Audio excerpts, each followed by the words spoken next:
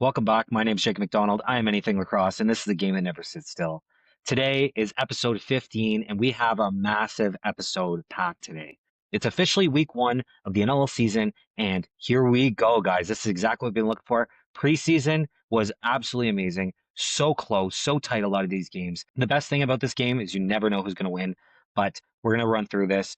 Mr. Jake Elliott from Lacrosse Classified has come on the podcast, and I couldn't be more excited to talk to this guy. He is very vastly knowledgeable. He's seen it go through it all. So very nice to talk to him. So stay tuned for that. So I just want to remind everybody the jersey contest is coming to an end. Get in the Discord. You just getting in the Discord, you automatically get a ballot. Anybody you also invite in there and tag you in the Discord, you also get another ballot. Free jersey, any team, any player you want.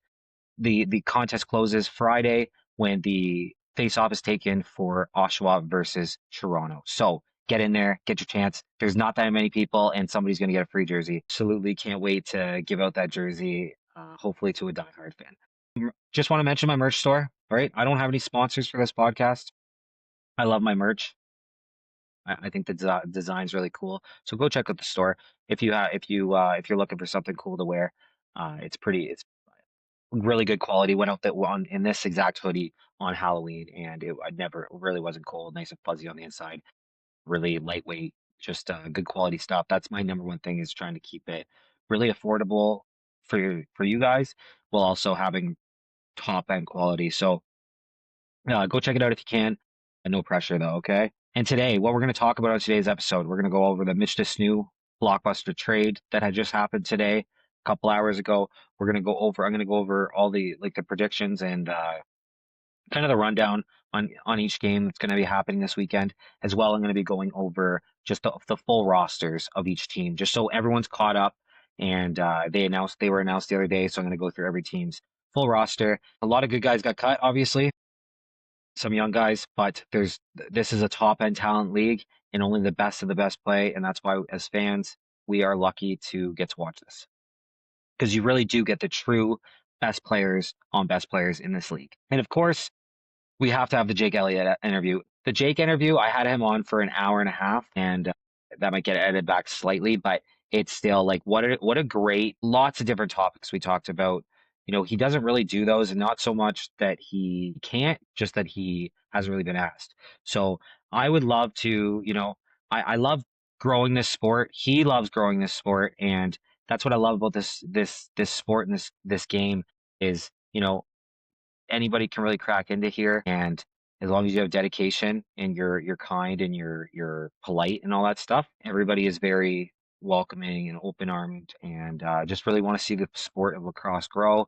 And I just want to say thanks to Jake because in a lot of other sports, I think that these guys would almost be too big to reach out to, right? Like if you were to reach out to the top podcaster, basically for the NLL. And also, if he's the voice of a couple teams for any other league, you're not going to get a response. Jake is responsive and he's a great guy.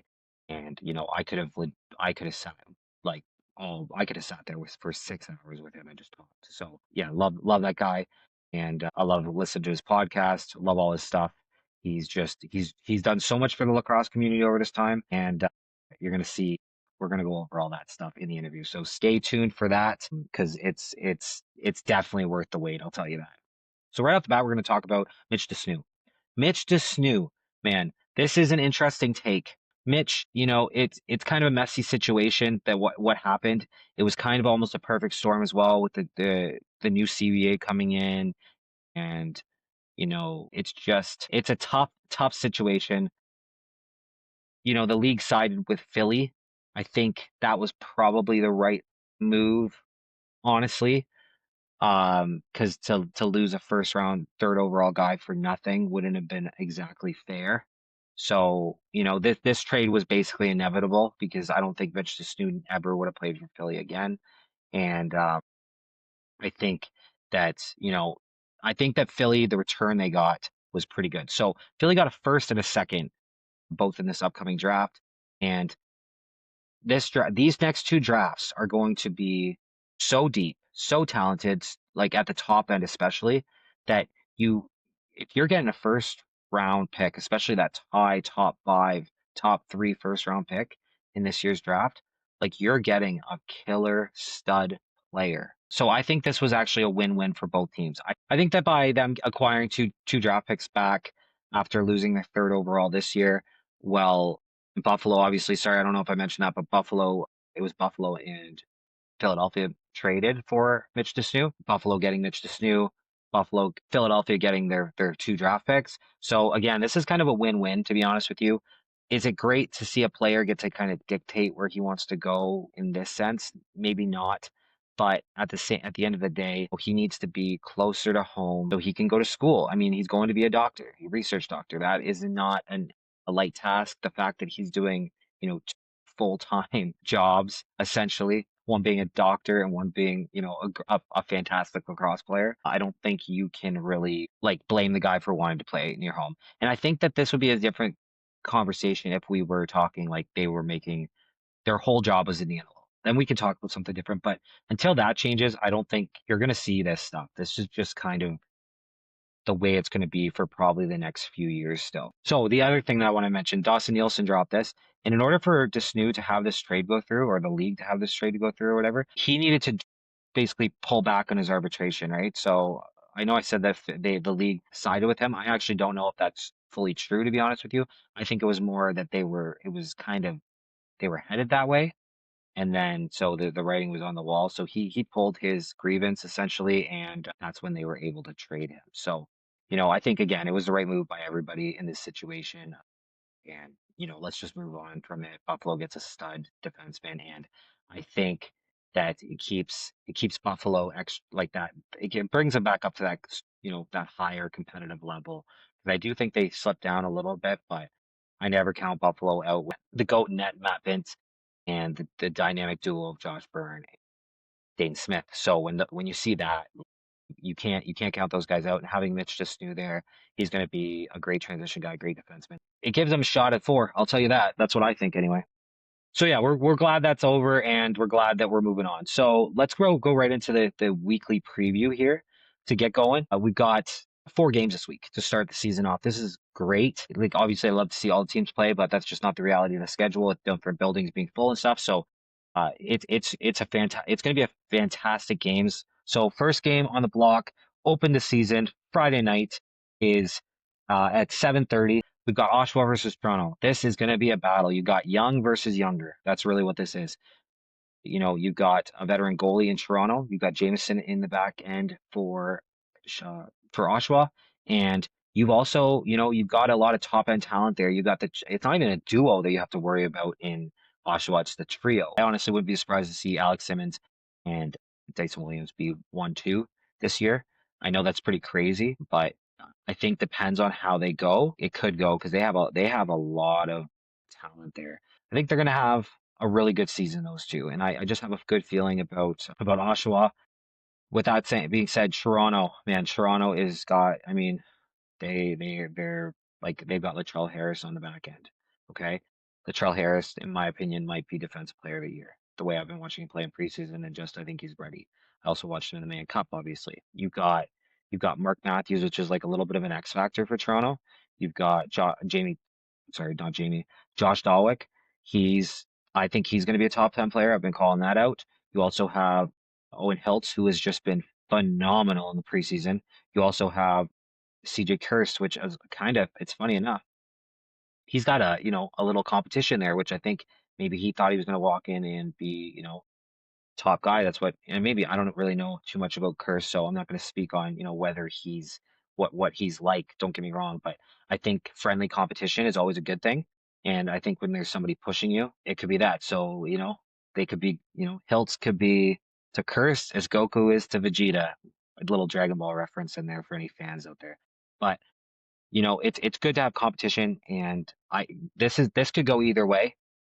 Oshawa, I hope they win their inaugural game in their building, and I think I think this is a game they kind of have to win heading into Halifax the next week. So I'm going to take Oshawa on this one. Seeing how much they lean on their rookie guys in preseason, it looked like pretty heavily, but I don't know if that was also just trying to get them reps, trying to give them stuff. Dawick, I think is going to come in and really show what he's made of this first game too. So we'll see, man. If you got Dawick that can put up 3, 4, you've got, Hiltz that can put up 3 or 4 a game. You got CJ Kirst, which could also honestly has the talent to do the same thing. But he's good for a goal or 2 or 3 a game, to be honest with you, by the looks of things. And you've got Mark Matthews that can just walk through the offense. You've got great transition there, and you've got Nick Rose back there, who's a solid goaltender, who's around a 80 save percentage. So when you look at all that, this game could go either way. This is anyone's game, but I'm going to take Oshawa on this one. So next we have San Diego, Ottawa. Ottawa, I'm high on this year. I've said that. Jeff Teat is going to put up, I think, 60 goals this year. I think Higgins is going to be an outstanding goalie. I've got him ranked at 2 this year. We're going to see how this looks after this first game. San Diego, to me, I was really low on them. This preseason has changed my mind on them big time. They have Small was a big addition there. They've still got Westberg who could put up 50. He's one of the only guys that can put up 50 goals, or have the potential to put up 50 goals, I should say. You've got their goaltender coming back. He's supposed to be playing week 1, so we'll see what happens there. I hope he gets to play as well. They definitely look different this year, I'm going to say, San Diego, but that might not be a bad thing because, last year I think people were expecting them to be better than they were, and this year I think they're in that bubble team is how I'm going to put them now. A lot of these teams are very, very, very close. Like I have Toronto, or sorry, I have Saskatchewan, Vancouver, Halifax, and Buffalo in those 4. Then I have Calgary and Philadelphia in the bottom 2. The rest of those teams are up in the air. I'm not kidding you. As much as I say, you always got to kind of make your predictions. But at the end of the day, man, like that is a battlefield. That's a zone. Like that's a battle zone. Like that is going to be tight. Every game counts. And that's why even starting off the season for Ottawa at home, they want to make the playoffs. They need to show that they're a different team this year. And they've made some additions.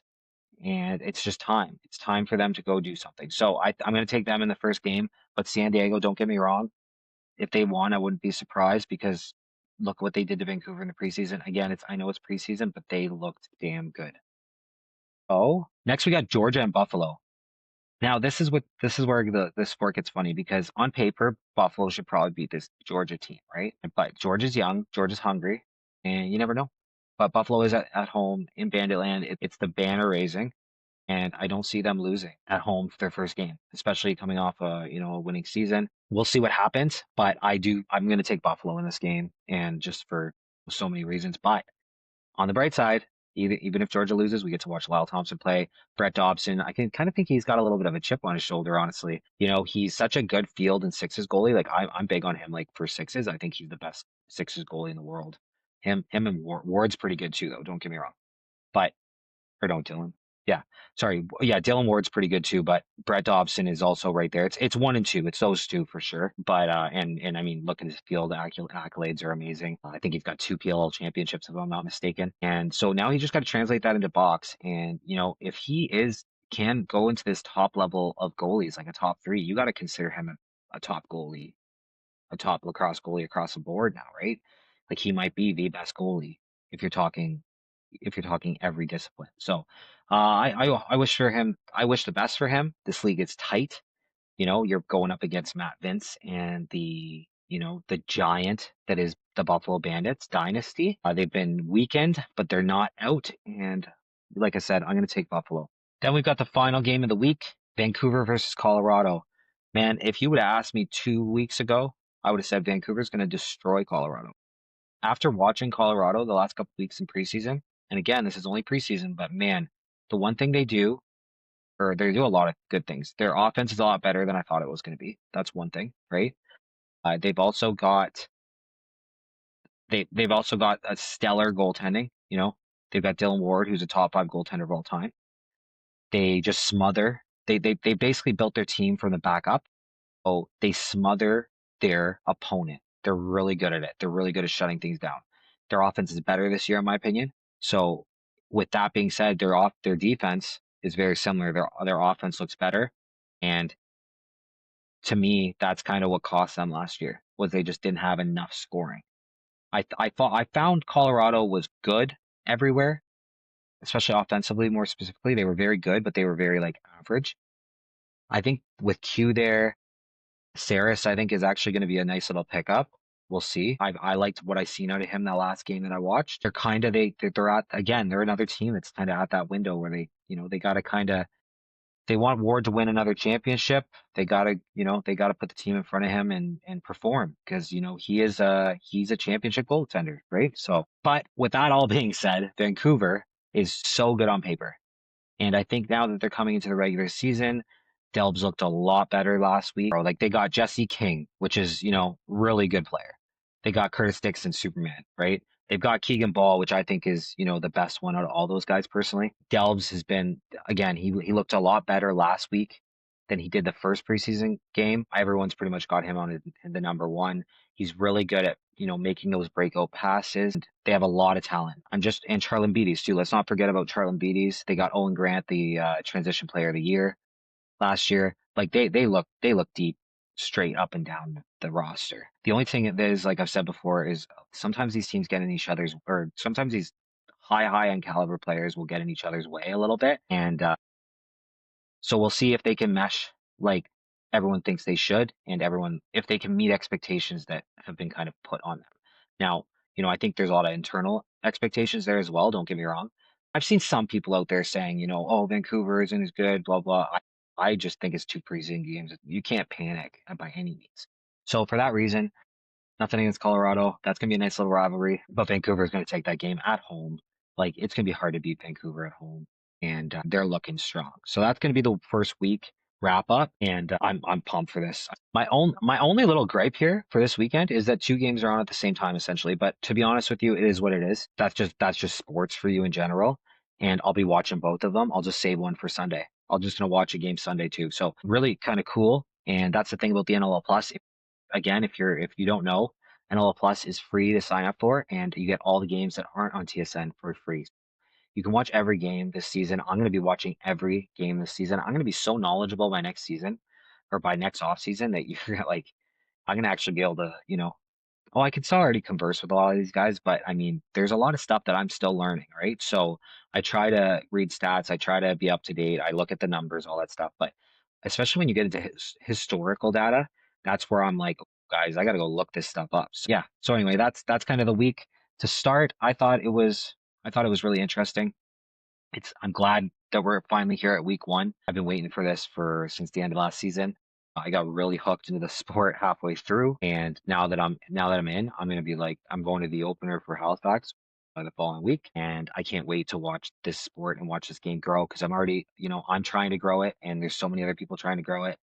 My biggest thing is we need to get it exposed because that's what I see all the time in my video, my comment section on TikTok especially is I didn't even know this. I didn't even know about the NLL, or I don't even know how many teams there are. I don't even know where can I watch it. Like, so we just need to get the exposure out there, and that's what I'm going to do. That's what I'm going to try to do. That's why, I bring certain guests in, and I really trying to grow the sport of lacrosse. So now we're going to get right into the Jake interview. And again, like I talked about, I mean, the guy's been great. I messaged him, asked him to be on. I asked Lucas to be on first. In all fairness, just complimented Lucas on one of his podcasts on one of their podcasts that he was asking a question that I really liked, and so I messaged him and just kind of said, I learned a lot listening to you. I feel the same. Obviously, I feel the same way about Jake. I learned so much off him, and luckily Lucas was enough to come on. Of course, I wanted to pay respect to Jake for doing that because again, I think that says a lot about Jake that he let Lucas come on, and the fact that he came on was amazing. I'm really not a big creator, guys. Like I don't have that many YouTube followers, not yet anyway. Hopefully soon. I've got a decent following on TikTok. That's pretty much where I would say most of my credibility comes from. It's and at least I'm really glad that Jake was, he's not he's very down to earth guy, very nice, and like I said, very knowledgeable. So I learned a lot in this interview, as I always do with these guys. Also, it was great to get to pick his brain for as long as I did. He did not have to give me that long. I really like doing these in-depth interviews with these these different people because I think, especially a guy like Jake, he's always interviewing people, so you don't get to hear his side of the story a lot of times. At least as a newer fan to his stuff, I've been watching for a couple months, and I'm working my way through the Lacrosse Classified library. in archives, but at the end of the day, like he knows a lot. He's talked to a lot of people. He's interviewed a lot of people, and he brings us the fans stuff that you would never really get to see, I don't think, because he's the only, I don't want to say he's the only guy doing this, but he's so consistent with it that I think that he has guys on that a lot of other guys maybe miss the opportunity to have on just because he is so consistent with what he's doing. So anyway, hats off to Jake. And again, I'm so glad I get to have him on the show. So I hope you guys enjoy this interview. Let me know what you think. And without further ado, we will get right to the interview with Jake.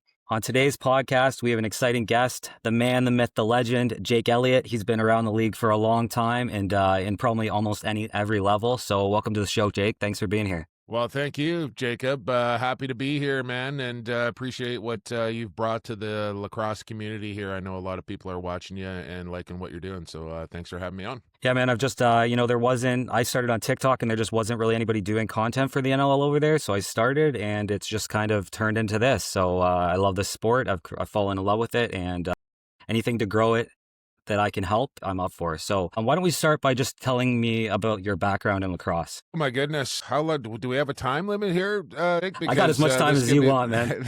It's gonna be a long story. I probably picked up a stick when I was about 6 or 7 years old. A kid I went to school with had an older brother that played, and then he started to play, and we were pretty good buddies. So he's like, "Why don't you do this with me?" And away we went to the outdoor box at Monday Park near my house, and that was kind of my first introduction to it. I didn't really have a family member or anything that had played before me. So that's how I got into it. And then, I played up until, well, into my late 30s essentially, but took a year off. My dad was a big baseball player, professional baseball player, and he wanted me to give baseball a go for a couple of years. So I did that kind of right before my junior career, and then got back into lacrosse. And then I was really, kind of on the cusp of letting the game go. I was playing junior B. I wasn't really having a great time doing it. I then got called back up to junior A, which was, kind of where I was for most of my career. But when I took those couple of years off of baseball, it really put me behind everybody else's growth and trajectory and progression in the game. So I had to kind of catch up after that.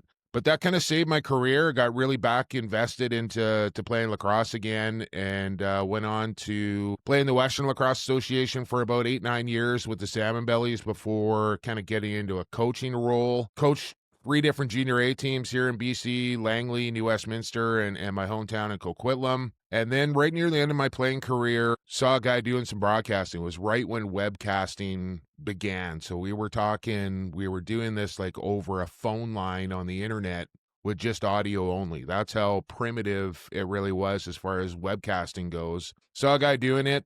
Asked him if I could sit beside him when I wasn't playing. He said yes. Long story short, he couldn't make it one night. I got a chance to do play-by-play. They liked what I did, and they more or less told the other guy that if he didn't want to keep making the long trip from the interior down to the mainland to call games, that they figured I could do the job. And that's how it all began as far as the broadcasting career goes, and that was, well, going on 26 years ago now. Yeah, man. I mean, you've done it all. I know I read that you've done a little bit of scouting as well, or you were ahead of scouting. Yeah. So you've been everywhere. So do you have a preference? Like, do you enjoy broadcasting most? Do you enjoy interviewing? Do you like doing play-by-play? Like, what if you had to pick one, what would you choose? Oh, man, yeah, definitely play-by-play. That's where I think I'm my happiest. That's where I think the most self-worth. And, playing was great.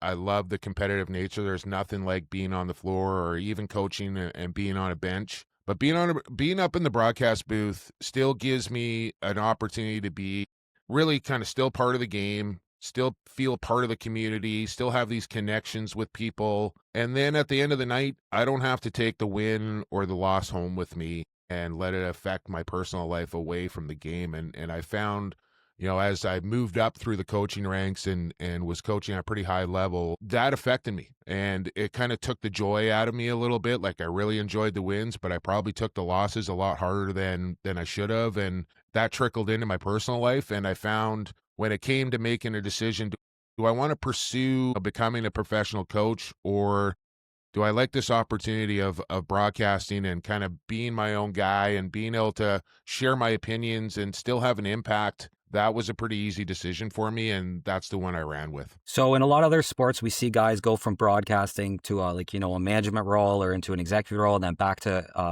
broadcasting. Is that something that you're completely closing off, or would you consider going back into, if it was the right situation, maybe into, a higher management role like an AGM or even maybe a GM, something like that? Yeah, I mean, I've had a couple of opportunities to kind of go down that road, to be honest with you, Jake, and I just every time I get that decision presented in front of me, the thought of not being able to call games anymore deters me from taking that job.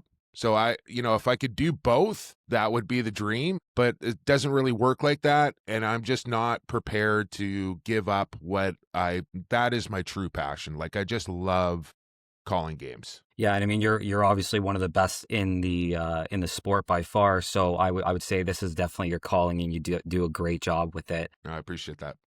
Why don't you give us some insight into what it's like to be in like a high level coaching role or into that front office, and what does it look like on a week to week basis being like that? Well, I mean, for the National Lacrosse League guys, most of them do have careers, like whether they're a teacher or a fireman or whatever the case is.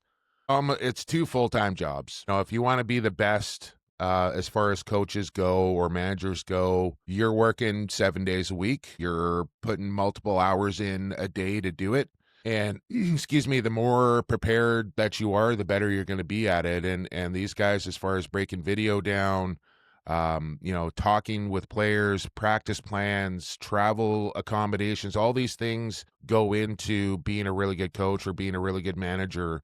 And it's a big time investment to be successful at that. So I really applaud these guys. You never mind all of that time, but then you incorporate the amount of travel that these guys are doing in a 6-month span, and on commercial airlines as well, right? Like, this isn't glamorous travel on private charters like they're doing in the NBA or NHL. These guys are huffing it through the United Terminal and whatever. So it's a lot. It's a lot, and I really kind of applaud and admire guys like Pat Coyle and Kurt Malosky and Derek Keenan, all these guys that have been doing it for a long, long time at a really high level. It's because they're willing to put the time in and the effort in that it takes to be successful. Yeah, I mean, just by doing content, I know how much time it gets to put in to do this. So I can just imagine what it would be like for that. Just doing this on a weekly basis, man, like cranking out a podcast on a weekly basis so imagine preparing for a game or even a back-to-back situation. Like, it takes a lot of time away from your personal life to be a part of this league and to be a successful part of it. You really got to invest yourself, and sometimes other things in your life you're going to have to sacrifice, including your family and some other things. And all these guys that do this on a weekly basis, players included, are trainers, equipment guys. Like, all these people are sacrificing their personal life for, not a ton of money to do what they love to do. It's a privilege, don't get me wrong. Like, I think a lot of people would take that job or take that position if they could, right? A lot of people want to get into that position, but once you're there, like, you have to commit, and not everybody is ready and willing to do that, and you kind of see guys drop off here and there, but for the guys that do, like, they're all in. They're all in. Well, one of the things it's funny is that to truly love your job, you would have to pay to do it. And, a lot of these guys, essentially, that's what they're almost doing, or they're at that point. But, with the league, I've watched the numbers grow over the last few years, the stuff that is out there. And there are players that obviously are at the point where they're able to make a full-time income just playing lacrosse. It's not every player by any means, but there is some percentage of them. How far away do you think we are from the GMs and players being able to play full-time lacrosse, even if that isn't talking about 2 different leagues possibly? Yeah, I mean, GMs, I think, could probably get by without having another job already, for the most part, I think. I mean, it depends what kind of lifestyle you want to live, obviously. Like, do you want to drive a Ferrari around? Well, you probably need a second job. You want to drive an SUV around, well, you could probably get that done on an NLL GM salary, I would think. And if you're a head coach and a GM, well, all the better as far as that goes as well, right? So GMs and coaches, I think, are pretty close if they're not there already. Players, probably the top 5, 7, 9% of the league could probably get by on what they're making on a annual basis.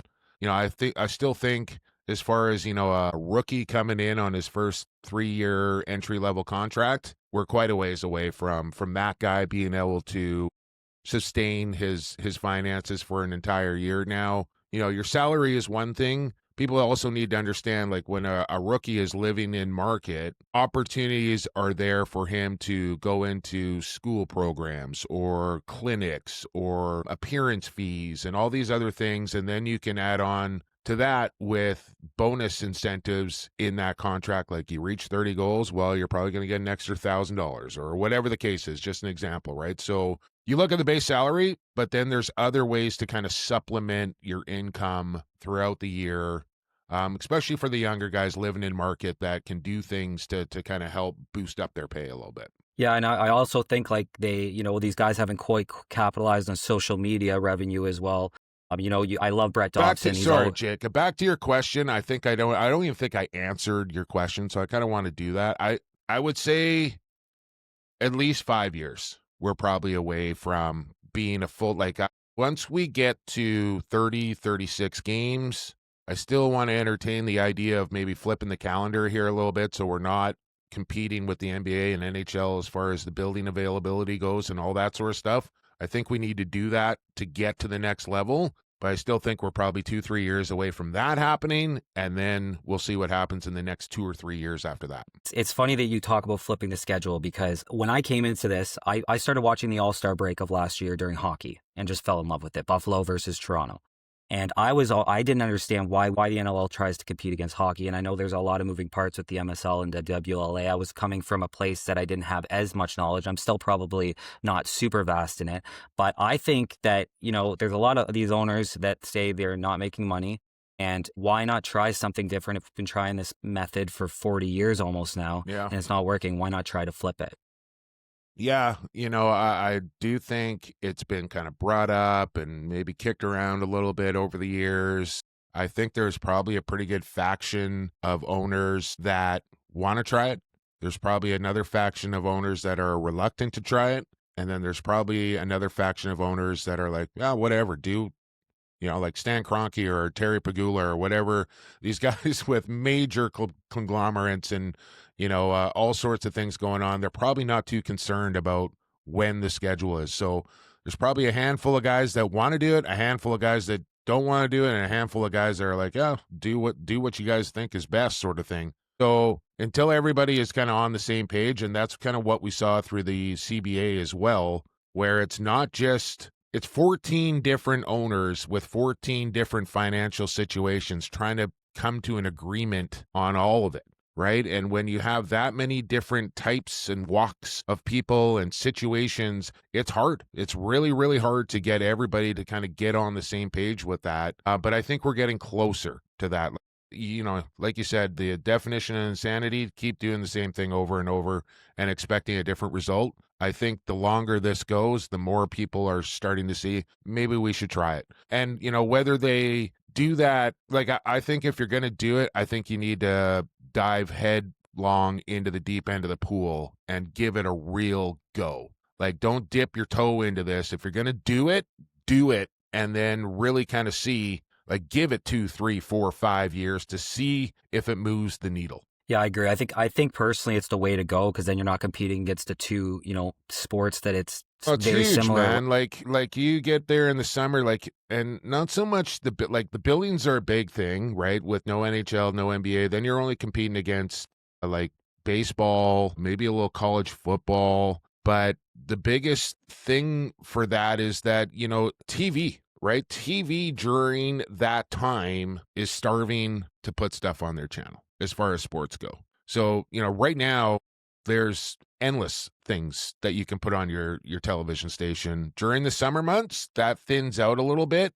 And I feel like they could find their niche. They could find their home, whether it be Friday night lacrosse or Saturday night lacrosse or even Sunday morning lacrosse, which I love more than maybe most people and the league does. But nothing better for me waking up on a West Coast morning and being able to flip on a lacrosse game at noon or 10 a.m. or whatever the case is. So I just think a different time of year, less competition, more availability, that's the direction this league needs to head. I agree with you. I think that if they're going to keep in this kind of time frame schedule wise, I think we need to switch games. I would like to see a couple weekly games for lacrosse eventually. Hockey usually plays Tuesday, Thursday, and then Saturday. So if we could offset that with lacrosse, that gives kind of them the best kind of footing, I think. Yeah, it's a wonderful idea, Jacob. Like, great, and I agree with you. Problem is, let's call it Keegan Ball is not making $14 million a year and solely focused on playing lacrosse. Like, he's got another job, and not every guy in this league can go to their boss and say, hey, I'm heading to Rochester on Tuesday. I'm not going to be in on Monday or Wednesday. Can't do it. Right. And you can't really force guys into that position to have to make that decision, because more often than not, they're probably making more money in their real job than they are playing professional lacrosse right now. Yeah, I'm more talking. I more meant that once they were at a full-time level, I would like to see the Sure. Yeah, we get to that. Games. I mean, if we go to a full-time level, there'll be games right through the week. There's no doubt about that. At least, like, I would think you would, if we get to a 30 or a 36 game schedule, they'll be playing at least 2 games a week, one during the week and one on the weekend. And with the sport of box lacrosse, you probably don't want to try and push it too much further than that. Like, guys do it here in the summer a little bit. Sometimes you will play 3 games in a week, but you're talking 20-minute travel from arena to arena. You're sleeping in your own bed and all the rest of it. You start traveling across the country and playing multiple games in a week, the product will drop off pretty quick, because guys are just going to get banged up, injured, tired, worn down, and then the product suffers, right? So you don't want to go kind of too crazy and start trying to jam all these games in, because guys will just wear out. Yeah, I agree. I mean, you definitely have to space it out and make sure, everybody's able to get there, and like the money's a big thing. What do you think is 36 kind of what the ideal schedule is? Like, I look at it like 21 weeks, 3 bye weeks, if we're keeping the same kind of schedule, and then 2 games a week. So that's what I always think is about 36. Yeah, I mean, I just kind of look at it like we're at 18 now, double the games. We'll see what kind of happens with teams and what have you. But I think, anywhere between 30, 36, like, you don't want, like I said, you don't want to go too crazy with it right out of the gate. I think you can overload that, right? And then you have to kind of take into consideration of where dollars are being spent. Like, you can't expect the average sports fan to all of a sudden go, okay, I'm going from a 9-game home schedule here and a season ticket holder to now having 20 games that I'm bucking up for every year. And maybe they're season ticket holders for other teams in their market as well. So you kind of have to tread lightly in that regard, I would say. But I mean, I think it's achievable. And the more it gets on TV and the more eyeballs that see it and the more people go watch it live, the more popular it's going to get. So have you heard anything about an actual, like, obviously there's probably just starting to be rumblings with a TV deal kind of coming to an end next year. And I know that's more of an agreement to show their stuff, but we're getting more TSN games than ever this year. As far as I know, what do you think we're moving into an actual contract possibility for the next, Man, I hope so, Jacob. I really do. I don't know, right? Like, the goal obviously is to have enough corporate sponsorship where the television network is buying or paying the league to put their games on TV, like the NFL or the NBA or the NHL. Right now, the NLL is paying TSN to put their games on the network. That's not a long-term plan. That's not a good solution. I get why they're doing it, and I hope they continue to do that until that pendulum flips the other way. But until the league goes out and gets some big-time corporate money coming into this league, I don't think we're going to get that big TV media deal that everybody wants. So how they go about doing that, or who goes about doing that, I think is the big question for me. And what's it going to take, right? How do we convince, and I think that's why they're doing this, right? They want to have this data, these numbers, where they can show Toronto and Buffalo on a Friday night on TSN, take those viewer numbers, and then go to a Subway or a Air Canada or wherever it is and say, Here's how many people are watching our product on a weekly basis. Do you want to partner with us? Right? So I think that's why they're spending the money up front to put these games on television now and paying out of their pocket to do it, to show them that there's a market out there for that investment to come back down the road. Yeah, man. I think that, I think we're hopefully moving in the right direction. It sounds like it. Like I said, I've only been around since last year, but I'm a big numbers guy, and all the numbers that are out there look very positive. It's come a long, long way. Trust me, I've been around this league for a long time, and from where it was when I walked through the door to where it is now, it's you got to remember, man, like the National Lacrosse League, I don't even know what it is, 40th, maybe 40th year here. I'd have to go back and do the math, but I think we're around 40 years. How long has the NHL been around, right? Long, like we're talking early 90s or something like that. So although 40 years does seem kind of like a long time when you think, 40 years, that's pretty long. But as far as a professional sports league goes, still in its infancy, man. And the fact that it's survived, like if you can kind of get past a certain threshold as far as like surviving, like we're past that and now we're starting to thrive, and like I feel it's right there. Like you can kind of see it out there in the distance on the top of the horizon where the golden ticket is. We just got to keep marching forward, man. And Rome wasn't built in a day, as they say. And yeah, 40 years, like what's going on here? Well, give it 80 years. Let's see where we're at in 80 years. I mean, I won't be here anymore, but hopefully the game will be in a really good place and in really good hands and where everybody wants it to be. I mean, you never know with modern medicine for sure, but I think you're one of the you're one of the a pioneer of this sport, and you're doing it for as much for the love of it. Now, I will say that I did a kind of a breakdown on this with the NHL, where the NHL was in the late 50s, and after that, the next 10 years, like they had that massive expansion, and I can see kind of I'm good at recognizing patterns, and it looks like the NLL is at the exact same point the NHL was 40 years into its existence. That's positive news as far as I'm concerned, man. Okay, so let's talk about Lacrosse Classified a little bit, man. Like, Sure. How did you start that? I know I read that it started about 2020, but like, give me a rundown and all that stuff.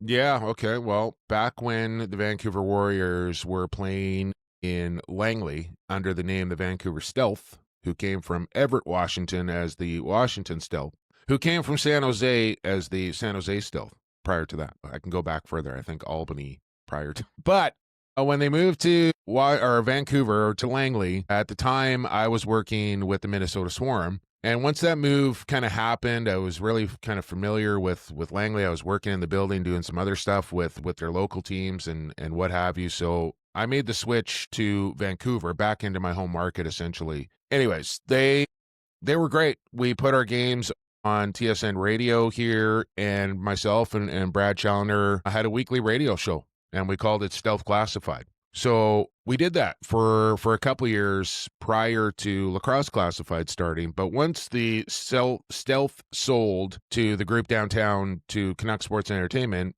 some things happened. I don't want to go back through my history, but I ended up in Saskatchewan for a couple of years. Brad ended up down in Vancouver, and the radio show kind of went bye-bye. In that time, before I got hired with Saskatchewan, I wasn't doing anything. I was kind of out of a job and, just kind of spinning my wheels, and, I didn't really know what the future was going to hold for me. So my buddy, Evan Schemenauer, who you may or may not know, he's online out there. You can find him. So why don't you do a podcast? And I said, yeah, I mean, I don't have any constraints now. I can kind of speak freely. Like, nobody's going to tell me what I can say and not say, which kind of turned out to be not true. Like, I got myself in a little hot water from time to time doing that. But Evan suggested that we start a podcast. So we did that. And then I was trying to think of what the name of the podcast would be. And Stealth Classified essentially turned into Lacrosse Classified. And this kind of all happened when there was CBA negotiations going on.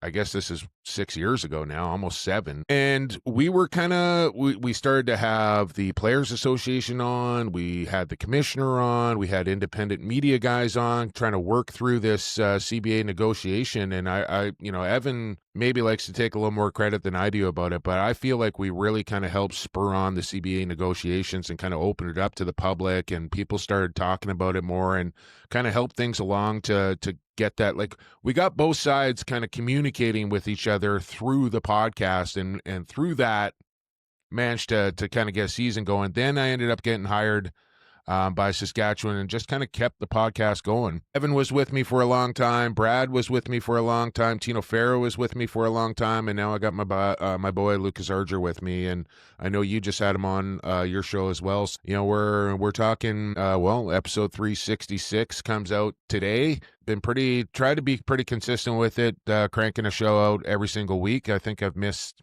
maybe 4 weeks or something like that in 7 years or so. And I think that's been a pretty big part of the reason why I think the podcast has been successful, is that people can rely on Lax Class coming out every single week. They know it's going to be there when they open up their podcast platform every Wednesday. Yeah, absolutely. It's like, it's my first podcast I listened to. It's, when I looked it up on Spotify, just Box Lacrosse Podcast, you were the first one that popped up. Oh, I love to hear that. Love to hear that right there, Jacob. I've listened to, I listened every week for probably the last 2 months now. And then I've also been listening to archived episodes as well here and there. And I think Lucas does a great job asking questions. I reached out to him originally and just gave him that compliment. And, I learn a lot off both you just listening to your podcast. So, I appreciate it, man. Definitely tried to. Are you signed up for who you got? Jake, I'm going to sign up to. I'm going to do that right after this. Do not delay, man. We're talking 48 hours here. I've been warning you. Get in there. I know, man. I'm doing it. I'm pretty sure I posted it in my Discord. Actually, I've been juggling a lot of stuff. So, but I will definitely do that today because I want to be on the top of that leaderboard. Yeah. You need those cool bet prize packs. Exactly, right? Okay, so now starting out your podcast compared to now. Like, your stuff comes out pretty raw, but I'm assuming there's some editing that goes into it. How much of that do you do? And then also, have you kind of outsourced any of that stuff? No, with the invention of AI, I've been kind of like sitting on the fence about looking into whether AI would be good for my podcast or not. And I'm kind of on the side of no. I haven't gone down that road yet. But as far as editing goes, like, I don't know. I feel like I probably spend more time editing than most people. I tend to, I don't know. For an hour and a half show, say, I'll spend a good 6 hours editing, I would say. And I'm talking, Jacob, like I go through, I try to anyways, and clip out any weird little gaps in the conversation, any these type of things that people, their verbal crutches, and I have them too, and you probably do as well. Everybody kind of does, some more than others. So depending on who the interviewee is, it can be a longer edit than others, but I really kind of take pride in that. Like, people are paying me to sponsor my podcast. So I really kind of take pride in the editing part of it. I spend a lot of time on it to make it sound as professional as possible and to make people sound as good as possible too, right? Like, I want people to sound intelligent and clear and concise when they're given an answer. So I really go through it with a fine-tooth comb, man. Like, I listen to every single word as I'm editing and go back and clip things out and move things around, and I spend quite a bit of time on that.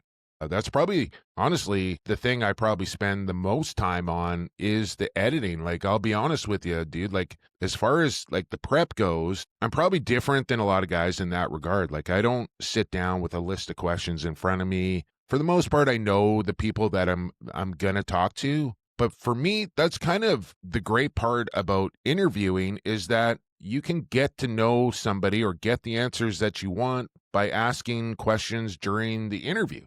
So if I don't know something, I'll just ask them, and then maybe that answer takes me in a direction that I had no idea the conversation was going to go. So as I'm listening to the answer, or Lucas is asking a question, I'm thinking of my next question I'm going to ask, but it's mostly coming off of the answer that they're giving me from the previous question. So I don't do a ton of prep. as far as before I hit the record button, I like to come off unique and genuine, and I feel like I'm pretty good at speaking off the top of my head, so I don't spend a whole lot of time on prep, but editing I spend a shit ton of time on. Yeah, I can respect that, man. I mean, I do 2 podcasts a week, and I do use AI to edit, but I definitely also go over it as well with a fine-tooth comb to make sure, because it's not by anywhere near good enough to just put it in and be done Yeah, yet. like I'd like to talk to you about the AI stuff and kind of what you're doing, and maybe we'll do that after we're done recording. But like my biggest fear is using AI, that it's going to sound like AI. You know, like when you ask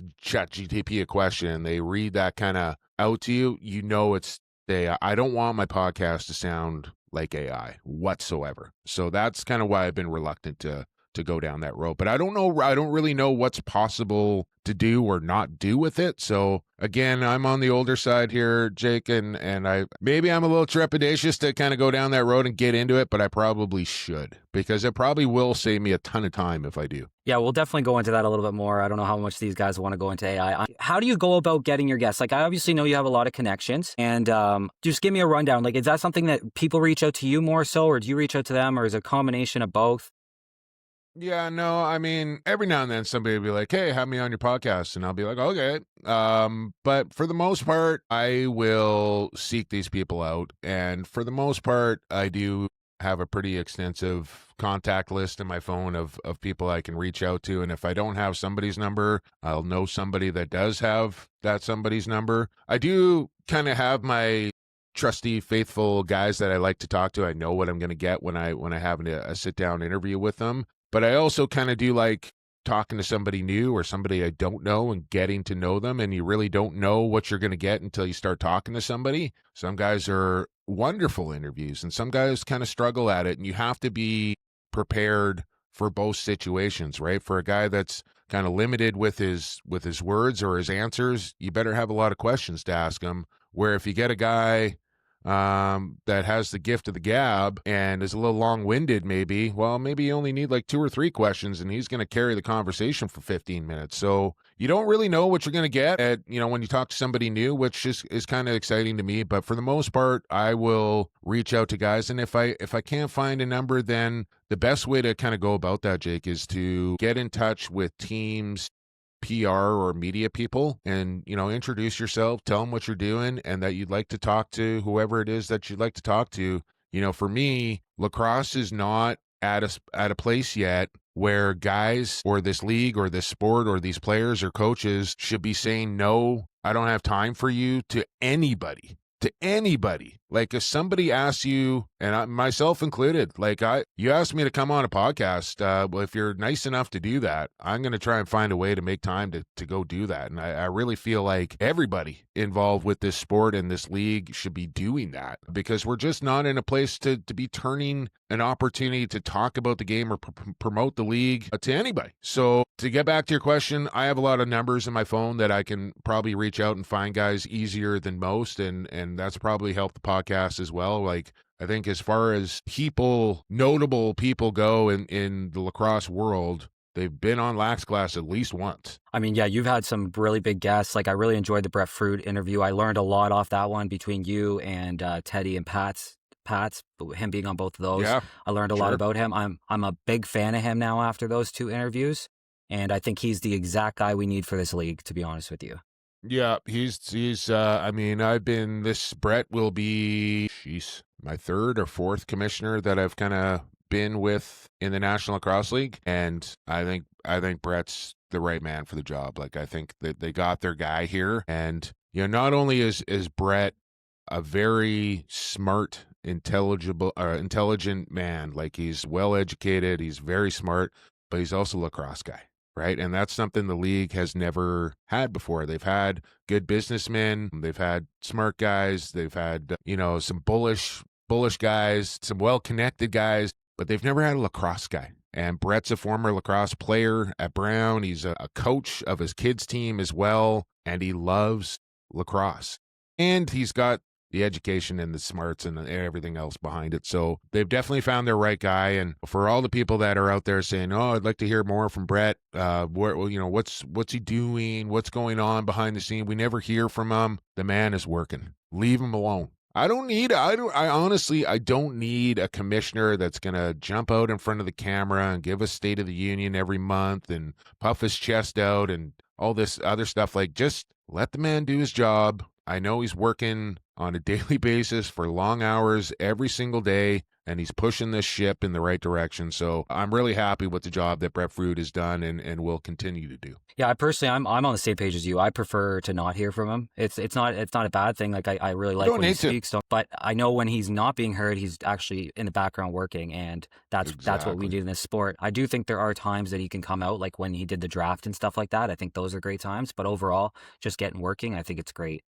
Yeah, I mean, he's usually good. He's good for an annual chat on my pod and Teddy's pod, and that's probably about it. Like, but good enough for me, right? Like, just give me once a year, long as I need or want, and he's open to that, and I couldn't ask for more. So I'm happy with that. Yeah, and I just want to go back a little bit too. Like, I want to applaud you for how you handled the CBA this time too, because obviously I haven't been around for the other ones, but I think that you were a big part of, getting things moving, I guess, because it seemed like there was a standstill there, and that you really, by bringing Jamie on, and then bringing the Players Association on, it really kind of got everything moving, I think.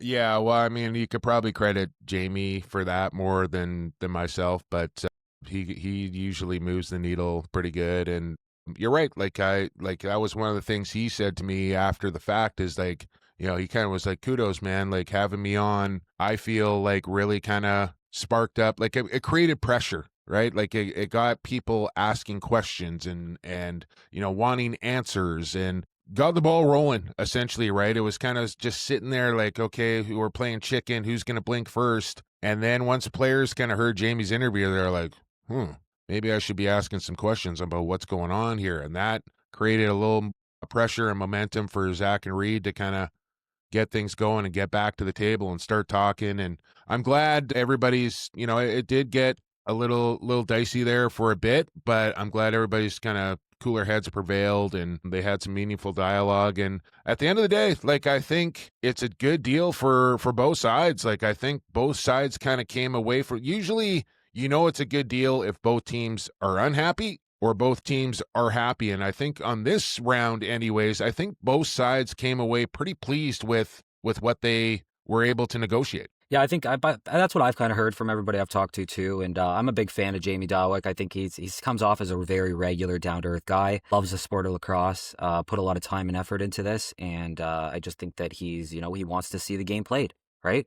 Yeah, I mean Jamie. I mean I consider him a good friend, right? And he's come on the show a lot, and we've spent some time together away from the program as well, and chat from time to time. But I consider him a good friend. And you're right, like as far as a multi-millionaire, or I don't even know if he's in the billionaire conversation or not, Jacob, but he's about as down to earth as a real dude as you're gonna find. Like, he's not your average owner in the National Lacrosse League. Like, you can just kind of hang out with Jamie and shoot the shit, and you wouldn't know that guy's sleeping on a pile of money, that's for sure. Yeah, and shout out to the Toronto Rock, because they're actually the only team that follows me so far. So good on them. Well, that's just ridiculous. So we got to change that. We'll get there. We'll get there. So is there like a white whale or a guest that you haven't had on, or that you haven't been able to get on, that you would want to have on? Like I said, man, we've done a series over the course of time called Calls to the Hall, which, we have every National Lacrosse League Hall of Famer archived. So every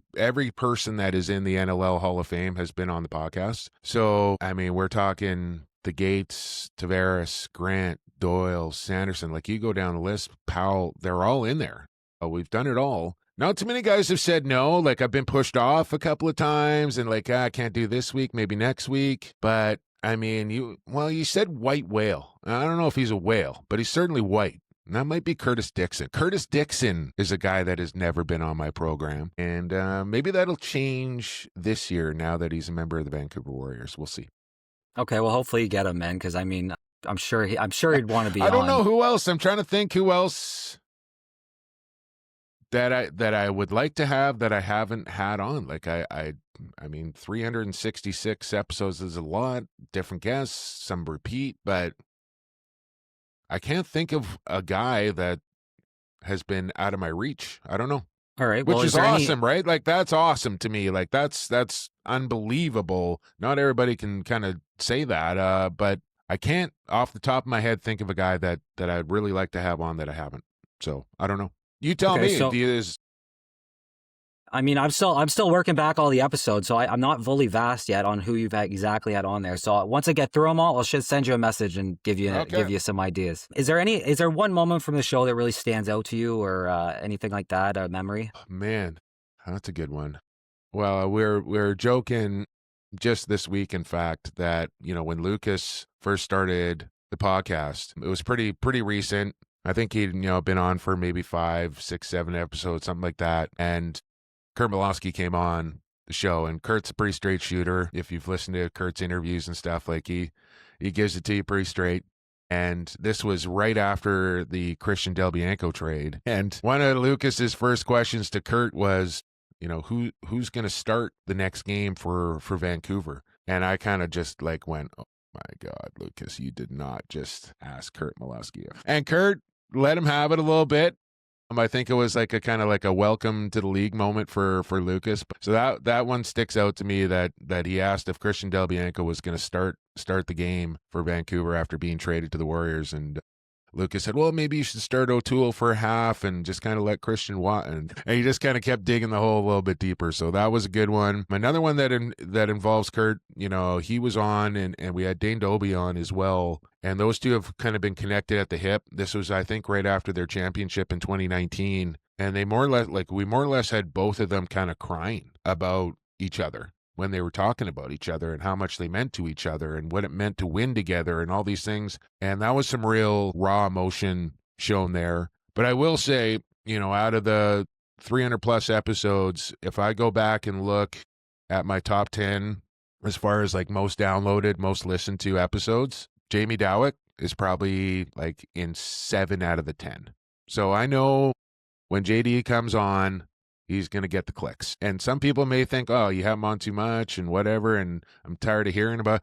The numbers don't lie to me. When Jamie Dowick comes on my podcast, the needle moves. So I would say, having Jamie on and some of the things that he said on the podcast is probably up there as well. So Hall of Famers, Jamie Dowick, Kurt Malosky. Awesome. And I mean, to the Jamie point, I just find he's such a character, down to earth, like we talked about, that I understand why he would be one of the guys that people want to see. There's a guy I spend a lot of time editing, Jacob. There's a guy that I spend a lot of time kind of cleaning up. I can definitely see that, man. Okay. So I just want to kind of touch on scouting quickly. When you were a scout, what were you looking for in a player that was kind of, what's the difference between a high level junior A player and a guy that's going to go to the next level back then and even now?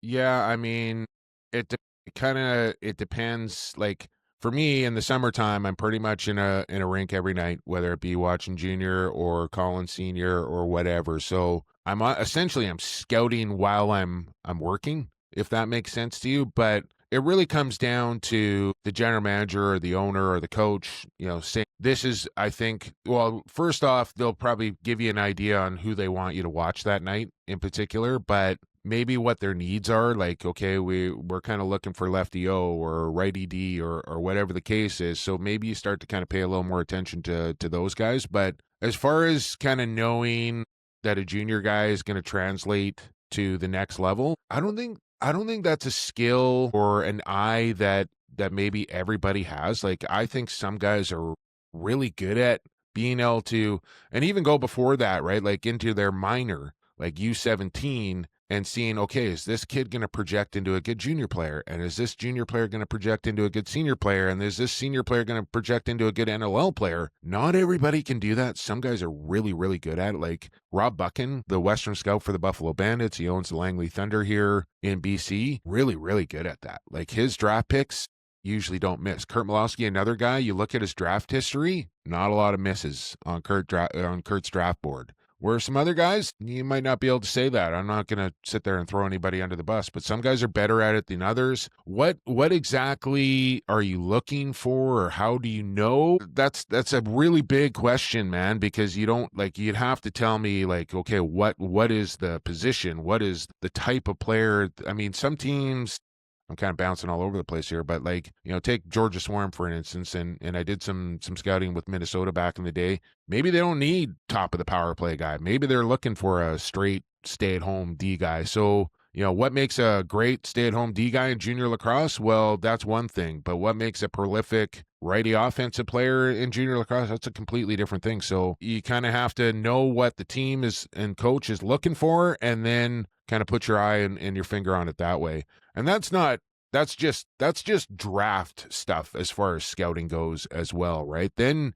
for other scouts, and I don't do a whole lot of this because I work for multiple teams. So I stay away from like pregame scouting stuff, like tendencies that teams are doing offensively or defensively, or maybe breaking down tape on goalies on where to shoot or where. Like, I stay right away from that stuff because I just don't think it's fair to Vancouver or Vegas to be sharing that information with either side. So I stay right away from that. But that, a job as a scout, they're taking video, they're breaking down clips, they're talking about, game plans and scouting reports on the other team's best players and their tendencies and all these different things. Like, I suggest you go listen to Andrew McBride with Brad Challoner this week on Coaches Calls. He kind of breaks down how he, as a defensive coach, prepares his defense for an upcoming game or a season. And he has folders and folders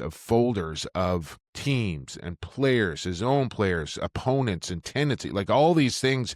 And that's just one coach. So the scouting part of it is a really big thing. It's not all on the actual scout. Like, the coaches will take on a lot of that workload in season, in game, prepping for their next opponent. But as far as the draft goes, a lot of that work is done in the summertime. Okay, so based on like this year's past draft, who do you think is going to kind of stand out that we haven't already seen? Like, obviously we've seen Owen Hiltz just light it up. CJ Kurse looks good. Saris looks pretty good to me. There's a lot of young guys in the talent, but is there anybody that people aren't talking about that you think could make a difference this year? Well, we're not. I mean, not this year, and we haven't really talked about him. But Casey Wilson with Las Vegas, who is not going to play this year, went 4th overall, and that's why we're not talking about him. But this kid's going to be a stud. Like, I think if he was healthy, he's probably. Sorry, did I switch my? Did I do that? Is that on me? What happened there? Are we okay? Good. Still? Yeah, we're okay right now. I just started looking at. I started looking at a website page, and then I got a weird screen on my computer. But if we're looking at this past draft, you talked about Kirsten Hiltz. Saris looked okay with Colorado. Marinier, I mean, I saw him at the President's Cup. He's looking pretty good. Georgia's defense now, I think, with the exception of Mike Manley and one other guy, all first rounders on their back end. So I'm kind of excited to see Georgia's defense this year. And I think they're going to need some defense because they lost some offense. But yeah, again, it's such a, man, you just never know what you're going to get when you're going to draft. And I mean, maybe more fun for me, Jake, is going down to the 5th and 6th round and maybe going back through the history of drafts and seeing guys that were taken way later in the draft and how they've made a career for themselves. Like, maybe the most famous 6th round pick ever, Dan Dawson. Drafted in the 6th round, and now you look at the record books where that guy sits, pretty nuts. I mean, Ryan Dilks, another guy. Jordan Gillis, these guys are getting drafted in late rounds and have turned themselves into just outstanding pros. So, first round picks in the National Lacrosse League, no matter whether you pan out or not, at least in your first year, you're going to make the team because GMs don't want egg on their face and look like they screwed up their first round pick. So they're going to make the team. They're going to play just because that's where they got drafted. And that's what happens. First round picks make the team. And if they don't, something has gone horribly wrong. Now, it may be just for 1 year. And then they go bye-bye. But for the most part, you're going to see first-round picks in the lineup. So for me, I like to kind of look down further in the draft and see where guys came from and then where they're at now. Well, I know when I look at the league and the talent and even the draft, when I was looking over all the stats of everybody, I found that everyone's so tight. Like, there's so much talent that isn't utilized. And that's why I'm hoping we get expansion only just for that. Because I think there's at least a few more teams that could be suited up and be absolutely competitive. Yeah, yeah. I mean, it's a fine line. Like there was a time there where I kind of worried about that, and it was more so about the goalie depth in the league. Like, do we have 20 bona fide number one starting goaltenders in the National Lacrosse League on rosters right now? Maybe. But I will tell you this, Jake, there is like the next crop of young goaltenders that are kind of coming up through junior right now. It's going to be a big renaissance as far as goaltending goes right now. Like we are going to start to see some really, really good goaltenders kind of start to come up through the ranks here. And there's only 14 starting jobs available. But you start to kind of look across the league, like Matt Vince is, how many more years does he have? Nick Rose, Dylan Ward starting to get up there. So there's going to be some spots to start to open up here. And I think the next crop, the next wave of guys that are coming in are going to start to mature just as those guys are starting to leave. So I think we're in a real good spot there. I just kind of worry about watering down the league a little bit. Like the talent level right now is so good. And if you start to expand too much and thin out these rosters a little bit, is the product going to stay as good and competitive as it is right now? I don't know. That worries me a little bit. But going back to that Andrew McBride interview with Brad, I thought he had a marvelous idea. And they do this in the Canadian Football League. It's the Canadian Football League, so they have to have a certain amount of Canadians on the team. That's just the way it is. Now, this isn't the Canadian National Lacrosse League. It's not the American National Lacrosse League either, but I when I heard that, I agreed like instantly that he mentioned, I'm not quite sure what the number is, like 3, 4, but every team in the NLL should be mandated to have at least 2, 3, 4 American-born players on their team. And I think that's a direct path to success and growth south of the border and getting more people, players involved, invested, and watching the league is mandating having American players on your roster. Yeah, I can see how that would be beneficial. We definitely need to grow the game in the States, in my opinion. I do love having hometown guys play in their hometown or where they're from. I think it gives a little bit more passion to the game as well, or to that team. I like do what too. Vancouver's done. But I also think we need to get away from that. Like, we're never going to go next level if we're still giving sweetheart deals to guys like, oh, I can't go play there. I want to play at home, or I need to play closer to home because I don't want to travel or my job or where. Until we get over that hurdle where you go play where you're drafted, there's no like, oh, you're moving here, so I'm going to try and help you trade to get to that market so it's easier for you and your life and your family. I get why we do it. I applaud, people looking out for each other and doing what's best for the person, not so much the team or the athlete. But I think we need to get past that. Until we get past that and guys go in and calling their shots, like right now, I'm hearing Mitch DeSneau, his appeal, I think he's not going to win his appeal. So I think he is going to withdraw his appeal. And I believe, from what I understand, he's going to get traded to Buffalo. So, that's, which is great for Mitch, right? That's what he needs as far as his work life goes. But like, should Mitch DeSneau be able to kind of call his shot about where he wants to play? I don't think that either, right? And like Christian Del Bianco, good friend, love Christian, get why he did it. And, he was prepared to sit as long as it took to do it, which I applaud as well. Like, he knew what he was doing, but should he be allowed to do that? No other pro league's really doing that. I think the issue goes into player pay. It all comes back to money, right? I think once they're at a full-time income. Exactly. Guys wouldn't be doing that if the other thing, and I mean, this can just go a million different ways here, but until you have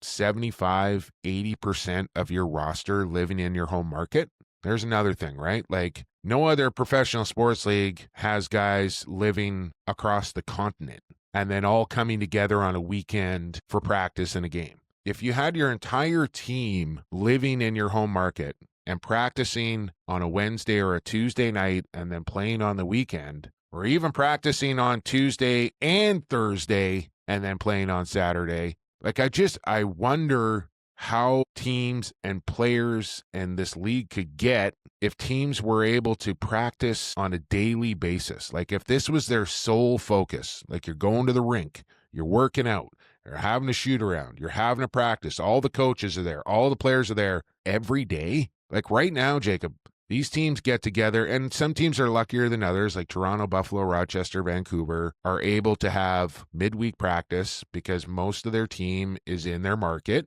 But for a team like Denver or Georgia or take another Halifax, they're all spread out. So you can't do that. And I just wonder how good could this league and these players get if they're together on a daily basis where their sole focus was to get better at playing lacrosse. That's the dream. Right? So until that happens, there's another hurdle that this league needs to get over. Yeah, I agree. And I think that it's actually amazing how well Colorado has done considering they don't get adequate playing time or practice time, right? So anyway, okay, so... Well, they do try and limit it, right? They do try and regulate it. There are rules in place where for teams in Colorado's situation, like the rest of the league is not technically not supposed to get more than like 8 or 9 guys together with a coach to shoot around on a goalie or whatever. Now, whether teams, like, I mean, you can, as a Toronto Rock player, you can just walk into the track and start shooting balls like pretty much whenever you want. And there's probably a goalie or a couple other guys there at any other time to do that with. But technically, they try and level that playing field out where you are allocated, I believe it's a 2-hour practice window once a week. A morning shoot around is allowed as well, and then that's it. So if you're having anything else on top of that, it needs to be informal, and there's like a number threshold of of how many guys you're kind of allowed to do that with. So I don't know if anybody's really regulating or monitoring that on a weekly basis. So some teams probably push the envelope on that, but that's the way they're trying to keep it fair for everybody. Yeah, the old saying, if you're not cheating, you're not trying hard enough in professional sports, right? So everyone's going to kind of, bend to what they need to. Okay, so I kind of want to touch base on some NLL stuff here. I love NLL Plus. I think it's a great thing. The one thing I think they could use to improve is some intermission stuff. Like last week, I was watching the Vancouver San Diego game. I heard you bitching about this. Okay, yeah. Hey, I just want to hear more of you, right? And I'm glad it's getting out there. I'm hoping I'm getting to, my voice is getting a little bit heard. But I think that, even like put some commercials on there. Obviously, we got CBA stuff with that, or get you on there, or even like a bonehead like me. I'll go on there and just do it for the love of the game, the exposure. Yeah. Is there a reason that nothing's on there? Is it like, do you know anything about that? Well, I will tell you. So, for one, Toronto and Vancouver were the only 2 teams to put their exhibition games online, for one, right? So why is that, though? If you want to go at anybody else, start looking at some other teams there, because at least Vancouver got their games up there. And I will tell you, Jake, I wasn't making a pretty penny doing those games there from the Fieldhouse either. So, why? Well, I mean, all games are required to be filmed for one. So I know that regardless of whether they're in Brampton or at the ILA or wherever it may be, the game is being filmed. Now, whether teams have the capability or the infrastructure to put those games online, whether they have an announcer that's willing to do those games at that time, I don't know. But for Toronto, they had like a full production staff, man. They had a producer, they had multiple camera guys, they had a color guy, they had commercials ready, they had all these things ready. Vancouver, they asked Vancouver if they would put the games online. Essentially, it was me and a camera guy. So there was no switching board, there was no producer, there's no director. It's like bare bones, and it's exhibition, man. It's preseason, right? So at this point, I think more teams should be doing it. I'm happy Vancouver put theirs up. Like, I was going to be there anyway, so I was like, yeah, I'll do the game. I'm going to be there anyways. I think, having a commercial in the break, yeah, it would have been great, but like, do you really give a shit? Like, I don't know. Does it matter that much? Like, I said to him, like, hey, do we want to run like a season ticket promo or something during the break here? I'm not about to carry a 15-minute halftime by myself, just rambling. Like, that's not something I'm going to do.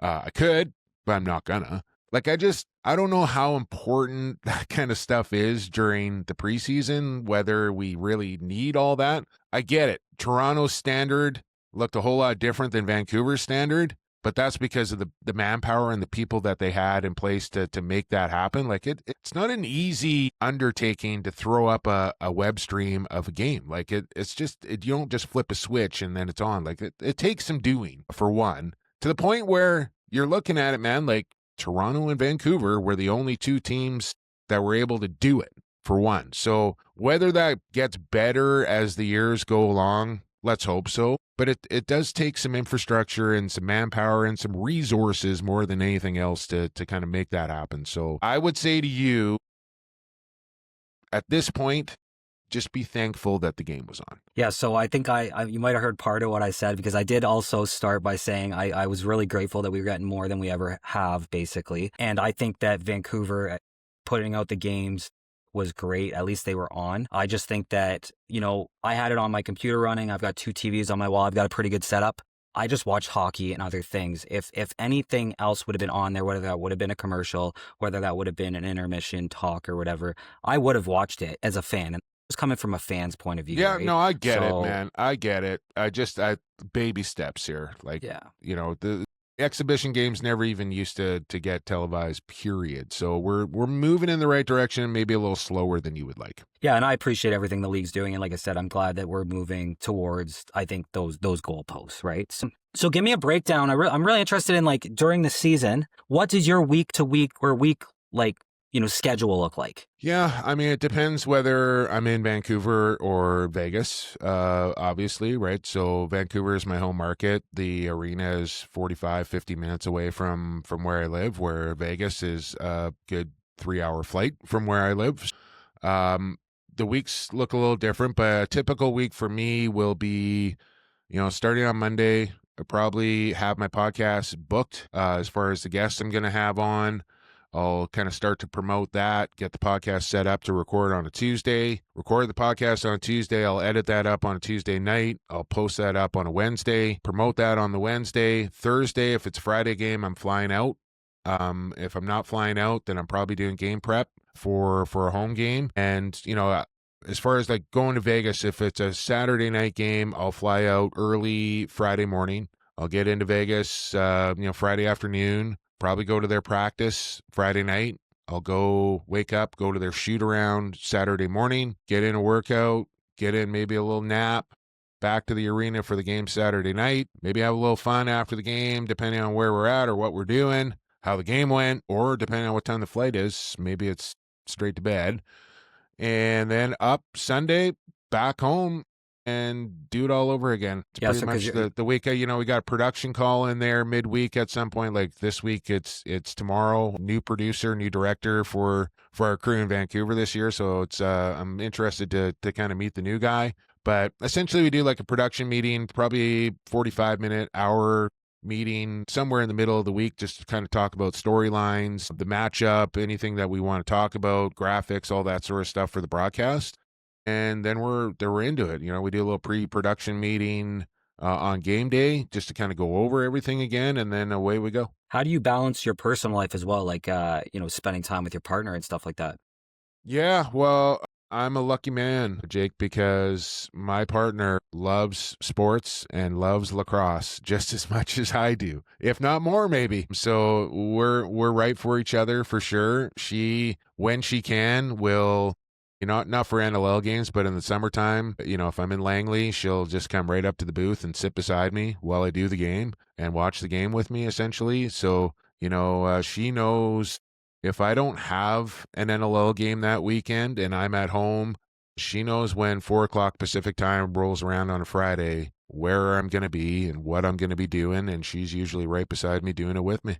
And that's watching NLL lacrosse. That's awesome, man. Cause that's a big addition when you have somebody that's actually, with you in your goals and dreams, right? Instead of having to come home. There's been times, dude, where, I'm flipping around and I end up on a channel or whatever, and I'll get a smack upside the head saying, put the game on, put the game back on. So she loves sports just as much as I do. And like I said, that's probably a pretty big reason why it works. Like her daughters both played lacrosse, and she's been a lifelong lacrosse fan even before she met me. So it worked out pretty well. Awesome, man. So let me hear some predictions for you from the season. Like, who do you think is going to surprise us? Who do you think is going to kind of come up short? And then what's your kind of call out for the championship? Who's going to win it? Oh, why do you got to do this to me? I knew you were going to ask me a question like this.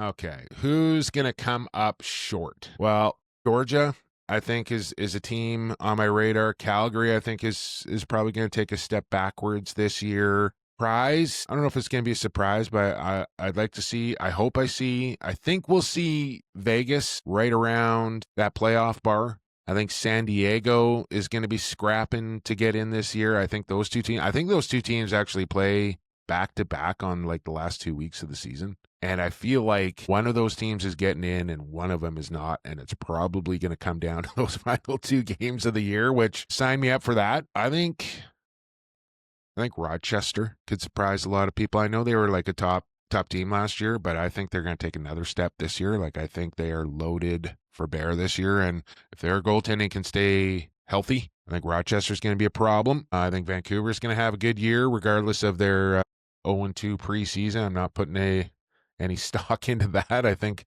Vancouver's going to be pretty good when it's all said and done. Halifax is an interesting team to me. I really don't know what direction Halifax is. So they're getting a little longer in the tooth. Can they get consistent goaltending out of Hutch and Warren or even maybe Justin Getty? I don't know. And then Toronto, which, was just injury riddled last year, if you'll recall. I think they started out 0-6 or 1-5 or something like that. They were just dropping like flies for the Toronto Rock, and they just could never recover from that. I think Toronto is going to have a big bounce back year. I'm just going to go all over the place here, man. I think Oshawa, here's a team that went to the finals a couple of years ago, went backwards again last year. They had some injury trouble again. I think they're going to kind of push for another playoff spot here again. Can Ottawa and Jeff Teat finally make a playoff spot here? New coach, new GM, some new pieces around that Ottawa team. There's like so many storylines. Can Buffalo go for 4 in a row? Yeah, they lost a couple of key pieces, but they still got 48 in goal. They still got 22 on the right side. They still got Mr. Smith over there on the other side. Like, nobody's ever done 4 in a row before.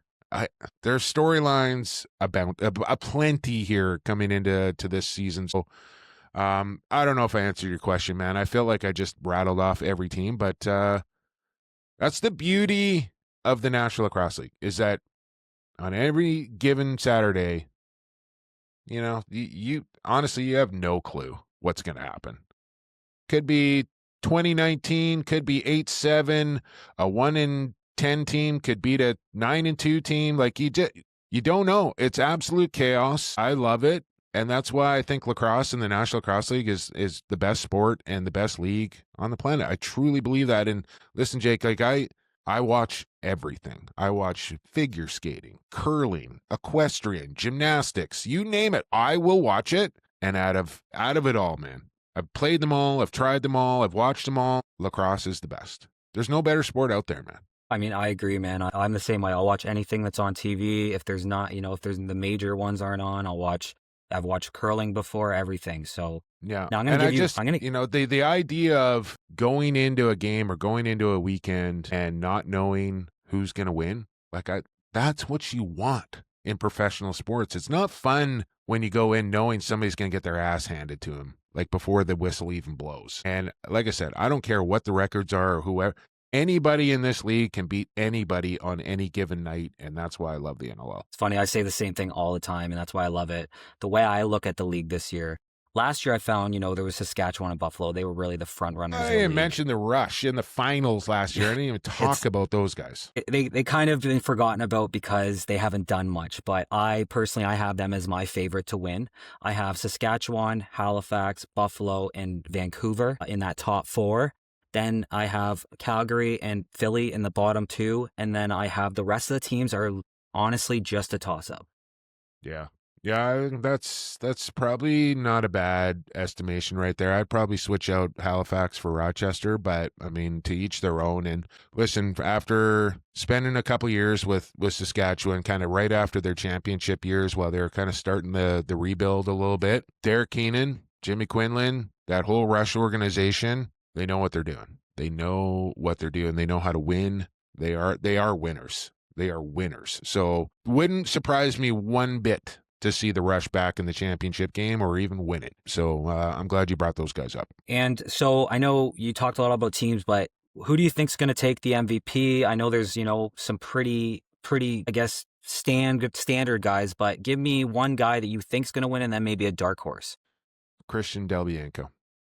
Not too many goalies have won the MVP in the National Lacrosse League. You can go look that up, Jake. I think it's Steve Dietrich and Christian Delbianco. So give me 35. I just think with that defense in front of him, I don't know, we could see some historic numbers, I will say. As far as goals against, save percentage, goals allowed. If everything goes according to plan on that Vancouver back end, I think we could see some pretty ridiculous numbers. So I'll take Delbs as my MVP. Dark horse, I don't know how much of a dark horse it is. I think Mitch Jones has a shot in Vegas with what he's got around him now. Connor Fields is going to have another monster year for sure. Dane's always going to be in the conversation. Thing with Saskatchewan, you're talking about team in the finals last year. Like Robert Church, one of the purest goal scorers you're ever going to find. But they don't really have that uber superstar up front lineup, right? They're just a cohesive unit that play a really good system and all play really well together. The pieces in the puzzle just fit in Saskatchewan. And I think that's something that a lot of teams kind of lack, to be honest with you, is, you can have some real high-end talent, but if you don't have the grit grinders, the guys willing to kind of do the dirty stuff and go into the corners and set picks and pick up loose balls and aren't too worried about having the ball in their stick, you're not going to have an effective offense. And I think the Rush are a real prime example of everybody's got a role in that offense and everybody plays their role really well. So they don't really need that crazy superstar to kind of carry the load and put up 110 points in the year. Everybody just kind of chips in and does their job, and that's why they're good. So yeah, I would say those guys are probably at the top of my list, like Dane, Fields, Delbianco, and I'll throw Mitch Jones in for a bit of a dark horse pick. How about you? Yeah, absolutely. So Teat obviously has to be in there. Yeah, that guy. I forgot about that guy. I like my dark horse is Dyson Williams, in my opinion. It depends on how, everything goes out there. I think Alex Simmons and him could be, the best duo in the league, possibly. I like how you I've said this myself too, and I get ripped apart by Saskatchewan fans when I say this, but I said the same thing. I don't find they have, quote unquote, a superstar. And I'm not saying they don't have a bunch of good guys. They got, I think, 4 guys that put up 30 plus. They just don't have that guy like a Teat, like a Dane Smith, like somebody like that. And that's not a bad thing because they have so many weapons that can score. You don't know where it's come from. Yeah. I mean, Robert Church, I don't know if he is, he was, you look at the numbers. Churchy's had an amazing career to go along with some championships as well. He's on the back nine. Let's not kid ourselves here. So he at one point, I think you would put him in the superstar conversation. I don't know if you do anymore, but the man can still fill it up. I'll tell you, there's not too many guys that make scoring goals look easier than Robert Church does. So if there is a guy, I would say he's the guy. But yeah, I think every team, if you can have that floor balance of having a stud on one side and a stud on the other, like we're going to see in Ottawa now with Jeff Teat. Now they got Robbie Hellier across the floor. That's not something that team has had before. I think we're going to see some things. And now, not that I would put Jesse King in the superstar conversation, but man, is he a floor general. And now you got Keegan Ball on one side, Curtis Dixon over there as well. And now you got Jesse King on the other side to kind of balance things out there. And that just, it does a lot of things, right? Jesse's a kind of a player that makes everybody better around him just from him doing what he does. Not every player has that attribute either, but Jesse does. But it makes the defense pay attention to both sides of the floor. And when a defense can cut a floor in half, it makes their job super easy. And I think they're kind of able to do that a little bit. With Vancouver over the last couple of years. They're not going to be able to do that now. There's another guy, you want to go super dark? Marcus Claridge, coming off an MVP season in the WLA, he could be a guy to watch pop off the page. Marcus Claridge, I think, is going to have a big year. Yeah, that's another interesting one. Another one that I really like too, I think is going to be in the top 10 this year is Jack Hanna, as long as he plays all 18. Yeah, I think he's really good. See. We'll see what happens there. I had, well, you'll hear it today, Sean Williams on the show this week. And I didn't ask him about Jack Hanna. I should have. I didn't. I just kind of out of respect. Like, I don't want to rock that boat. You know what I mean? There's a team that I work for. And I really want to piss off the GM or head coach asking about Jack Hanna when I put it this way. I think negotiations with Jack Hanna are ongoing. I do think they get something done, whether it be Jack Hanna in a Desert Dog uniform or maybe Jack Hanna in a different uniform. But I think, in the next, remember, Vegas doesn't play until week 3. So they have a little luxury here where they don't need to rush into a decision. And maybe they get to a point. I kind of feel like maybe Jack will get to a point where he'll be like, okay, season's starting soon. I'm still not signed here. I'm still not in camp. Does he take a little less money than he's been asking for? Do they work out a trade with somebody else? I don't know, but I think you'll see Jack Hanna play in pretty short order. I think things are happening there. I personally would love to see him in Vegas just because I think him being on that team as well would just be such an offensive presence. And I put them kind of similar to Rochester, to be honest with you, in that sense. But I know the rumor is he wants to go to Colorado and Vegas. I know you probably can't talk too much about this, but their goaltending, it's young, it's developing. But, Colorado's got those pieces in the back end that they could maybe, package a deal that would be kind of beneficial for both teams. For me, if they're trading Jack Hanna to Colorado, the name that you're starting with is Dylan Ward coming back the other way. Dylan Ward's not coming to Vegas. So that conversation pretty much ends right there as far as I'm concerned. So, again, they got some, do you want to get rid of Warren Jeffrey? I don't think so. Colorado kind of hangs their hat on their defense, and I think they like what they have back there. So I don't know, man. For me, my personal opinion, I get Jack Hanna wants to get paid. He just saw these, big free agents come in and get their bag. I get that. But I think also, again, personally, Jack Hanna needs to kind of remember who Jack Hanna is. Yes, very, very good lacrosse player, but still relatively young in his infancy as far as being a veteran in this league. And, he's had a couple of good years. To me, a little early to start calling your shot as far as I want this and I want to be here and I want to get paid this. A little early for Jack Hanna to be doing that as far as show me a little bit more before you start calling those kind of shots as far as I'm concerned. Now, I know you mentioned Dylan Ward not going there. Now, obviously, his heart and soul's in Colorado. Is there a specific, is that do you think it's his player decision that he wouldn't want to go there, or is it just the team's hard no movement on him no matter what? Both. Okay. I actually think, I could be wrong on this, but Dylan's been living in Denver for a long, long time, but I don't think he is now for some reason. I think he's had his second kid. I think he just had his second kid, and I'd have to go back and look, but I believe they've moved back east with his, where his wife's family is from. So he's not even living in Denver. Now he's on the East Coast. On top of that, Pat Coyle is not getting rid of Dylan Ward. Why would you get rid of one of the best goalies in the league? Those guys do not grow on trees. Jake, go back and look at the last 10 years of NLL champions and read me down that list of goaltenders that are on that list. It's a pretty short one. It's Vince, Ward, El Bianco, Evan Kirk, maybe. It's a short list. So bottom line, you want to win games in this league, you got to have really good goaltending. You want to win a championship in this league, you got to have elite goaltending. And elite goaltenders do not grow on trees. Dylan Ward is one of them, and they're not chopping that tree down. What are your thoughts on the backup there, Nathan Whittam? Because from what I've seen of him, I think he's great. Sure he is. Is he ready to be a number one in the league? Maybe. He's a little young still. Is he going to get you in the playoffs? I don't know. Is he going to win you a championship? I don't think so. Not yet. Maybe one day, but he's not there. He's not there.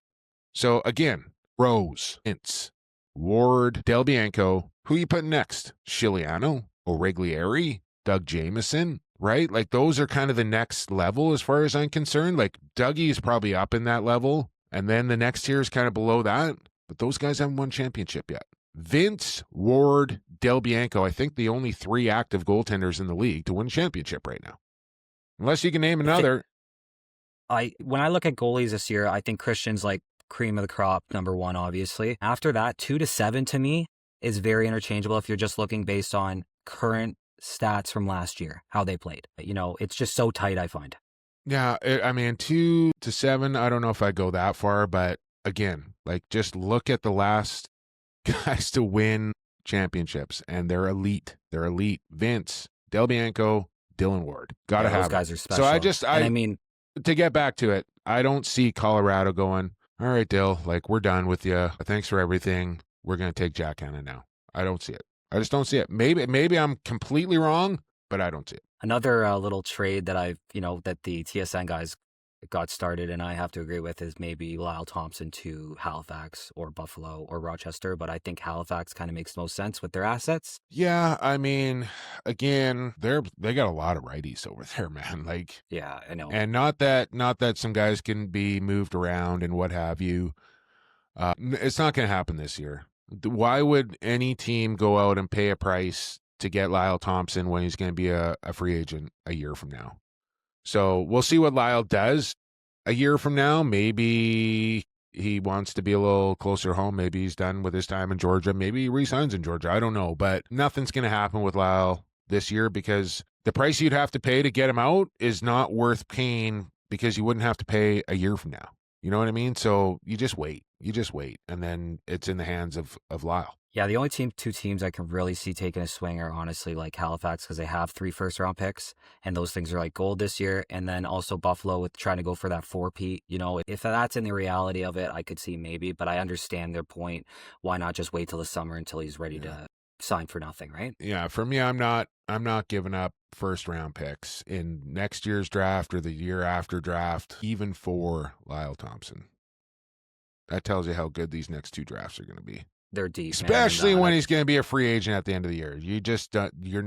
Nobody is moving first round picks for 27. I'll tell you that. Yeah. Would you have thought the moves that like Dawick made last year would have happened though at this time last year to get those first round picks? Well, those were kind of made previous to that though, right? Like those picks that he acquired for this past draft kind of happened well before. Like that was a Rob Hellier from Toronto to Vegas, and he's already in San Diego. But that first overall pick that Jamie got for that was from like 2 years ago, right? So you kind of have to go back and look through the tree of where and how those picks were acquired. But it wasn't just prior to the draft. Like, here's my first round pick. That was a deal that happened long ago that, Vegas is kind of still paying for right now. Yeah, I guess I think more of like the Nick Rose trade is kind of what I guess I'm referring to mainly, but I do understand. Yeah. Okay, man. So just a little quick closing stuff. So, okay. I just want to know kind of, what would you give advice to anybody looking to get into this media broadcasting or anything like that? Try everything. Never say no. Okay. Doesn't matter what it is. Yeah, just never say no to anything. I've told Lucas the same thing. Like, you may not like being a sideline reporter or a color analyst or a play-by-play or a public address announcer or get behind a camera or, be a podcaster, whatever the case is. Just, you get an opportunity, take the opportunity, and then make a decision on whether you like that or not. You might be good at something you had no idea that you're good at. You might hate something that you thought you were going to love. So try everything, never say no. And, if you have somebody that you can kind of lean on and mentor you, all the better, right? Like, have somebody that you can ask questions to or get advice from or has maybe experience in something that you want to do or try where you can lean on them a little bit. So those would be my 3 things, I would think. Okay, great. Don't be afraid to try anything. Just don't be afraid, right? Like, for example, for me, like I've done a ton of different sports. Equestrian was one I tried. Like I'd watched the Olympics and stuff, and I kind of knew like, faults and jumps and stuff like that. But fuck, I didn't know what I was doing. Like, and I was like, oh, why not? Like, and I had a great time doing it. It was the one and only time I ever did it, but I had a great time doing it. So you just never know, man. You never know until you try. So try everything. Dude, I love that mindset. I love it. That's a great advice. So one last quick question, one that's probably going to get your hair standing up there. Do you hate it more when people only use one T in your name or call the Vancouver Roughnecks? Well, the Vancouver Roughnecks thing, and I actually bring that up with Kurt on this week's episode, but the Vancouver Roughnecks thing does kind of grind my gears a little bit, but the one T, that has been a lifelong struggle right there, Jake. So honestly, I don't know why it bothers me so much. Like, some people don't care if their name's spelled wrong or pronounced wrong. I am the complete opposite. Like, I feel like I take a lot of pride in my family, and it's your name. Like, get my name right. And I figure, especially when lacrosse people, like, I feel like, okay, man, like, I've been around a while, should probably know how to spell my name by now. But it continues to happen. It probably will for the rest of my life. And I'm just at a point now where when I see it, I can't not say something about it. So it is what it is. 2 L's, 2 T's. Little fun fact for you here, Jake. So my last name, Elliott, Elliott. My dad's last name, also my mother's last name before they were married. So my parents had the same last name before they got married, spelled the same as well. I don't know. I've never met anybody else that's had that, but there you go. There's a jumbo fun fact for you. Oh, that's cool, man. I know. You know what I mean? I'm a McDonald's. I've had a lot of McDonald's. Yeah, sure. And so I kind of understand it. So again, man, thank you for coming on. I've taken a ton of your time. I really appreciate you doing this. I know anybody that's watching this is gonna really enjoy it. I don't think you do these too much, so it's kind of nice. Nobody asked me. I'm always asking people to come on my podcast. Nobody ever asked me to come on their podcast, but I'm happy to do it, man. I had a great time. I probably rambled way too much and talked a lot of shit, but I'm happy to come on and do it whenever you want. And I really I'm happy to see guys like yourself and others kind of insert themselves into the space here, and more people talking about lacrosse and the National Lacrosse League, all the better as far as I'm concerned. I encourage everybody to go out and listen to every single podcast that's out there as far as lacrosse goes, including mine, of course, but listen to everybody. Find out what you like, what you don't like. Hate listen if you want, as far as I'm concerned, but more people like yourself out there, the better, and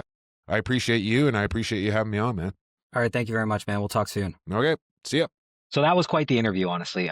I'm so glad he came on. Like I said, I think that, to again give me that opportunity to interview a guy that has such a high level in lacrosse and is just such a staple in the community is, if you would ask me 6 months ago when I was just making TikToks, if this would become what it is now, I would have never thought this was possible. The fact that I got to interview a guy of Jake's caliber is just amazing. And, it helps me build credibility, but it also, hopefully it helps him. And I think I did a good job entertaining him. It's funny coming from a fan's perspective, I'll tell you that, because like these crazy trades I make up, or, when I make comments like, well, the league's not doing this and blah, blah, it's all coming from a fan's point of view. And I know I sometimes come off harsh on the league, but I would like to give them some flowers here. Like, they are doing a great job. I love Brett Frood. I think that we're moving in the right direction. He's got Brett Frood specifically has talked about a lot of things that are coming out towards the league, like the new app and new merch stores and intermission stuff, like during the NLL Plus stuff. I would be happy to jump on there and talk about the game for half an hour unpaid. But the offer's there to the league. And just say thanks, Jake, and just for having him on and just being so down to earth. We'll have lots more guests coming on here. A lot of people really like these guests. Again, I think I'm doing something a little bit differently than everybody else while being in the same realm. So I'm just trying to make my own flavor of this. So you guys let me know what you like, what you don't like, what I should do, what I should do differently, what I should try. At the end of the day, if one person says something, you got to kind of take it. And I always take every comment I always take every comment and I look at it. But, if you got a bunch of people saying stuff to you, then you got to kind of look at it. So, put in the comments what you guys think about, what I'm doing, how you like these interviews.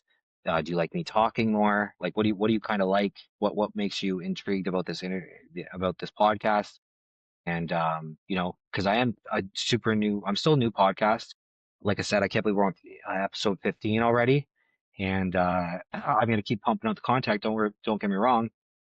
But with that being said, uh, I'm always open to suggestions. So at this point, if you're not following me, go follow me on all the socials. Most of the stuff I'm at, I am the Anything Lacrosse Show. On my OG, I am on TikTok. I am Anything Lacrosse, and you can always email me, theanythinglacrosseshow.com or at gmail.com, and or DM me on any of these things. I'm pretty responsive, other than Instagram. I do post on there, but I don't really check my messages all that much. So anywhere else you can get a hold of me pretty easily. I will check my messages on Instagram every once in a while, but it's not my go-to.